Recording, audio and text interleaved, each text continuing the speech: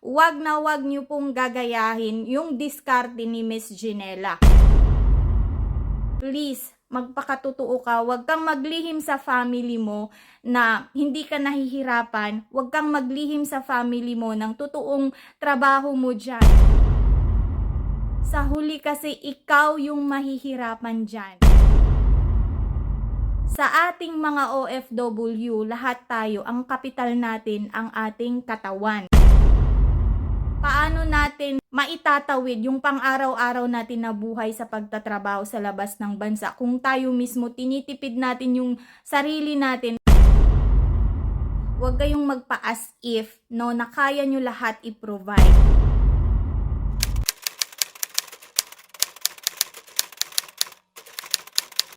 Miss Ginela in Japan, in interview ni Miss Tony Gonzaga sa kanyang segment sa YT na Tony Talks. So bilang isang simpleng mamamayan na nakaranas na rin maging isang OFW, especially sa Japan, eto po yung mga thoughts ko doon na tsak kung kapupulutan din ng aral na mga nag-a-apply at nangangarap makapagtrabaho sa Japan. So ito nga pong si Ginela, ang sabi niya dito is isa siyang registered nurse, and pagdating niya doon sa Japan is isa siyang care worker, naging isa po siyang caregiver doon, nag-aalaga ng mga matatanda. And that work niya sa Japan is nilihim niya po sa kanyang family kasi ayaw niya na malaman ito at kaawaan siya. So in return sa situation na yan, lahat ng mga billings at lahat ng mga babayarin ng kanyang family, even the tuition fee sa kanyang kapatid, sinasagot niya to the point na hanggang ang maiwan na lang sa kanya ay isang lapad or worth 4,000 pesos na pagkakasyahin niya bilang allowance at pagkain niya doon sa Japan. So ganito po yung buhay sa Japan. Ang mga Japanese po doon, walang pakialam sa oras as long as meron pang nakatenga na dapat nilang tapusin sa trabaho, tinatapos po yan. Tinatapos nila yan to the point na kahit doon pa sila matulog sa kaisya or doon sa company, ganun po sila ka-workaholic. So flashback po tayo sa aking mga experiences nung ako po ay nag-a-apply papuntang Japan. So 4 times po akong nakatry ma-interview papuntang Japan. 2 interview po for vegetable farming, isa po sa oyster farming, and pang-apat yung last na naging job ko sa Japan is yung ready-made meal manufacturing or food processing. Napakahirap po sa interview kasi dapat ang sagot mo very specific sa employer. Ang pinakaayaw ng mga Japanese people is yung isasagot mo is yung about sa family mo na kapag nandun ka na sa Japan is uunahin mong i-provide yung mga pangangailangan nila. Na kapag andun ka na sa Japan, halos lahat ng sahod mo ipapadala mo sa kanila para masagot yung mga pangangailangan, which is pinaka-hate yan ng mga Japanese people mostly. Kasi bilang isang trainee dati or bilang isang worker na andun sa Japan makapagtrabaho or makapag-training, maging isang SSW visa, ang gusto ng mga Japanese people is unahin mo yung sarili mo, magbanat ka ng buto para sa future mo, yun yung dapat isasagot sa interview. Plus, ang pinakagustong sagot ng mga Japanese people is kapag nandun ka na sa Japan, okay, aaralin mo ngayon yung mga about sa technology, aaralin mo ngayon yung about sa trabaho mo doon, at pagkadating mo dito sa Pilipinas, pagka-uwi mo na, after ng work mo ng Japan, ia-apply mo ito sa totoong buhay, ia-apply mo ito dito sa pamumuhay mo sa Pilipinas. Yun yung gusto nilang sagot. Hindi yung about sa family, no? Like kay Ginela in Japan, okay? I really admire yung heart, yung purities ng heart ni Ginela, yung goal niya doon sa Japan na makatulong sa family niya. Kasi ganun naman tayong mga Filipino, very family oriented tayo, maawain, ganito ganyan, gusto nating i-provide lahat sa family natin. Pero wag nyo yang banggitin pagdating sa interview, sarili ninyo na lang yan. Okay, mag white lies kayo, no? Itago nyo yan sa puso ninyo na kapag andun na kayo sa Japan is yun naman talaga ang totoong hangarin natin para makatulong sa family natin.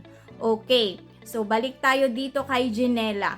So sabi niya dito, okay lang na mahirapan siya sa Japan, okay lang na ganun na lang ang matitira sa sahod niya as long as makapag-provide siya sa family niya.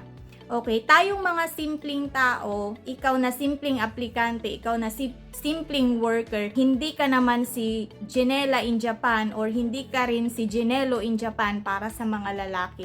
Wag niyo pong gagayahin yung diskarte ni Miss Janela. Kay Janela lang yun kasi bakit? Nasa point na si Janela na kumikita na siya ng mas mataas pa sa sinasahod niya sa Japan. So kung ikaw hindi ka pa kumikita, wala kang passive income kagaya niya, wala kang ibang other sources of income, pagiging OFW lang yung income mo, please magpakatotoo ka, wag kang maglihim sa family mo na hindi ka nahihirapan, wag kang maglihim sa family mo ng totoong trabaho mo dyan kung nasaang country ka man, Japan or Middle East or kahit nasaan, magpakatotoo ka. Alam mo kung bakit? Sa huli kasi ikaw yung mahihirapan dyan. Sa ating mga OFW, lahat tayo, ang kapital natin, ang ating katawan. No, yung lakas natin. Paano natin maitatawid yung pang-araw-araw natin na buhay sa pagtatrabaho sa labas ng bansa kung tayo mismo tinitipid natin yung sarili natin para lang meron tayong maipadala. Mahirap pong magkasakit, lalong-lalo na pag mag-isa lang tayo doon. So, wag niyo pong gagayahin yung strategy niya. Kay Janela lang yon. Siguro naman makakaintindi yung pamilya ninyo na ganito talaga ang totoo nyong sahod. Wag kayong magpa-as if, no, na kaya nyo lahat i-provide. Maawa din kayo sa sarili ninyo. And kung gusto nyo talaga, goal nyo talaga, kung gusto nyo makapag-ipon, mag-ipon kayo, unahin nyo yung sarili ninyo. Okay? Magpadala lang kayo ng enough sa budget, magtipid kayo, mag-iwan kayo para sa pang-savings ninyo, iba pa ding pang-allowance ninyo, ganun. Kasi ako dati nung nasa Japan ako, dalawa po yung tinatabi ko. Una, pinapriority ko yung savings. Let's say, ang minimum ko dun sa Japan, kumikita ako ng 50,000 pesos. Mga 13 lapad, 15 lapad, yun yung minimum pa lang yun, wala pa yung overtime. So, ang ginagawa ko dyan is 30,000 pesos mapupunta sa savings. Ang 20,000 pesos or mga 4 to 5 kalapad, yan na yung allowance ko for the whole month sa aking pagtatrabaho. Kasi may cut-off po kami sa Japan every after 25th day ang aming sahod. So yun na, insured na yung 30,000 pesos ko na pinapadala ko sa aking savings sa bank account ko. So ganun po ako mag-save. Thankful lang din ako kasi hindi ako dinedemand ng family ko dati. Inuobliga hindi na magpadala ko dapat ng ganito. No. Nasa amin lang. Kahit yung ate ko, nasa amin na lang kung magbigay kami. Hindi kami inuobliga. Thankful lang din ako sa family ko na ganun din sila. Pero kapag may occasion, nako, kuripot talaga din ako. Kasi nga, ang goal ko is mag-ipon. Andun ako sa Japan para mag-ipon, hindi para ibigay yung mga luho nila. Even birthdays, fiesta, ay ayokong mag-provide talaga. No? Kasi once in a lifetime lang kami dati sa Japan. Wala pang renewal noon dati. So, after ng contract namin talagang end na yon, hindi ka na pwedeng makabalik sa Japan. No, hindi kagaya ngayon na pwede nang bumalik ng bumalik. Manghingi man sila dati, magpapadala ako, malaki na po yung 5,000 pesos. Kasi nga, ang goal ko dati, when I was in Japan, is mag-iipon ako at uuwi ako ng Pilipinas after 3 years, magbi-business ako. At kapag mag-business na ako at mag-boom yun, doon na ako magbibigay sa kanila, i-spoil ko sila, magsusupport ako sa kanila. At sa awa ng Diyos talagang inanswered ni God yung prayers ko na ganon. At ikaw bilang isang simpleng mamamayan, naranasan mo na lahat ng hirap dito sa Pilipinas sa pagtatrabaho at wala pa rin nangyayari sa buhay mo, pues subukan mong maging isang OFW. When you become an OFW, you will truly see the reality of life kasi mararanasan mo lahat talaga ng hirap dito nang hindi mo pa nararanasan sa buhay mo sa Pilipinas.